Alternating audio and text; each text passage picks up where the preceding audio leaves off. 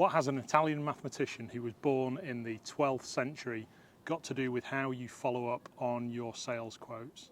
Well, in today's video, let's take a look and see.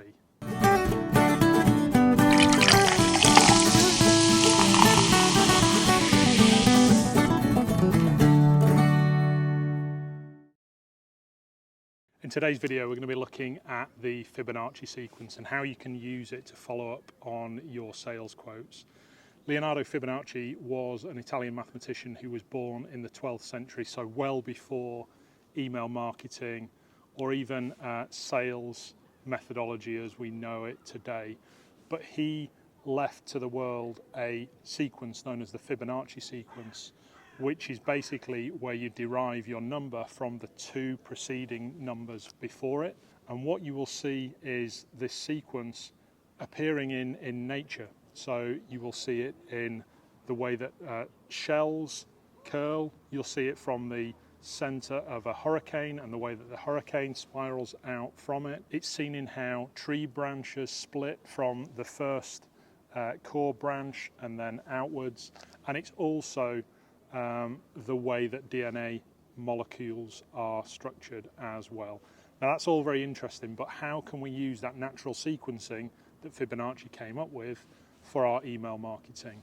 Well, what I would suggest to you to do is that it's a nice natural sequence to use to follow up from your original sales quote. So on day 0, you're sending out the sales quote to the prospect. I'm going to recommend that you leave it 36 hours before you then follow up with them further, unless you hear from them otherwise. So your next follow-up comes on day 2, 36 hours later. And then if we follow the Fibonacci sequence, the next one goes out 2 days later, so on day 4, then day 7, day 12, day 20, day 33, and day 54. So that round about a month and a half of delays. Then I think we can just fall into the mode of sending communications at the end of month 3. Then you might want to give it 3 months before the next follow-up, so the end of month 6, 3 months again to the end of month 9, then the end of month 12, and then if they haven't bought after 12 months, then we should probably leave it for 6 months then to follow up on at the end of month 18, then month 24, so at the end of 2 years. And then in terms of following up on the quote or making reference to the quote, you probably want to be doing that yearly, certainly up to 3, 4, 5, or even maybe 6 years after that first quote. And with each of those messages in relation to that original sales conversation that you had with them, you need to be asking them, is this still a problem in your life, in your business? So that we bring it back to the context of that original quote. So if we follow the Fibonacci sequence, you're going to be following up about 8 times by email in that first couple of months.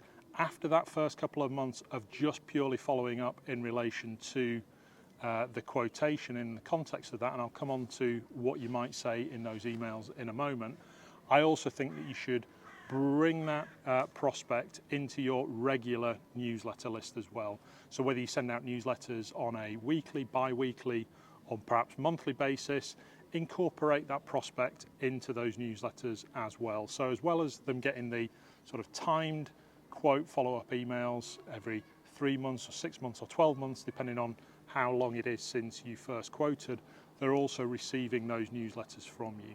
Now, I'll cover this in another video, but bear in mind with your newsletters, I would write them in the tone of sending newsletters to people that you're working with. That should be your tone in those newsletters when you're sharing insights, information, tips, that kind of thing. Write them in the tone to people as if they are your clients. So let's now look a little bit deeper into that short-term nurture sequence, as I like to call it, following the initial sales quote. So in the first 2 months, you're going to be sending out 8 emails to that prospect. The first one is going to be the sales quote. The second one is going, if you haven't heard back from them, is going to be the one 36 hours later, either responding to immediate questions that they've got or providing that commentary, as I detailed in the previous video, providing that commentary as you saw it to that sales quote. So following that, and it's in effect email number 3, and it's on day 4, what you're going to start doing then for the next sequence of 6 emails over the 2-month period following the sales meeting, you're going to do 2 things.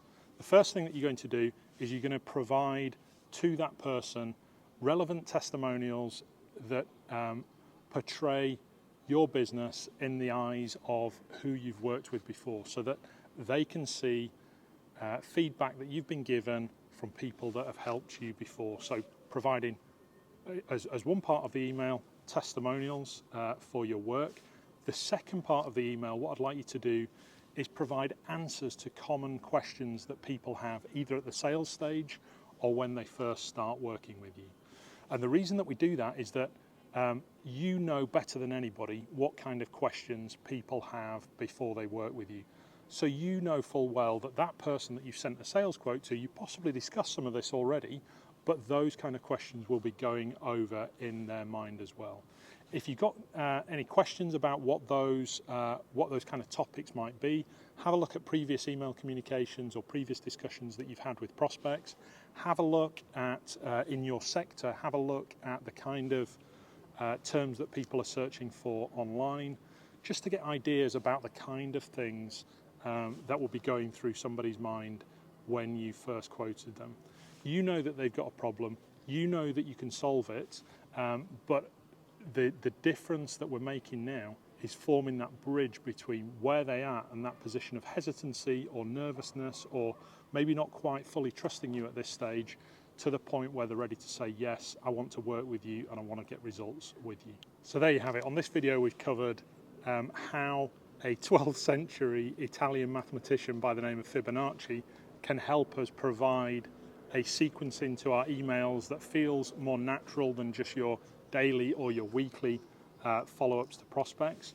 We've seen how you should be moving people through a short-term nurture to follow up proactively and helpfully after you've had that first sales conversation with them. And you've also been able to see what happens in the long term. So after that first 2 months, how do you then treat that prospect? How do you balance incorporating them into your regular newsletter and treating them as if they were already a client, using language as if they were already a client, and balancing that with actual specific follow-up in relation to the quote and asking them if this problem still exists in their life or in their business. Hope that's really useful to you. If you've enjoyed this video, please give it a like or a share. And if you'd like to hear more tips and insights and stories in relation to how service-based businesses can grow their business more profitably, then please head over to the Lemonade Plan YouTube channel and subscribe there. Thanks ever so much, and we'll see you next time.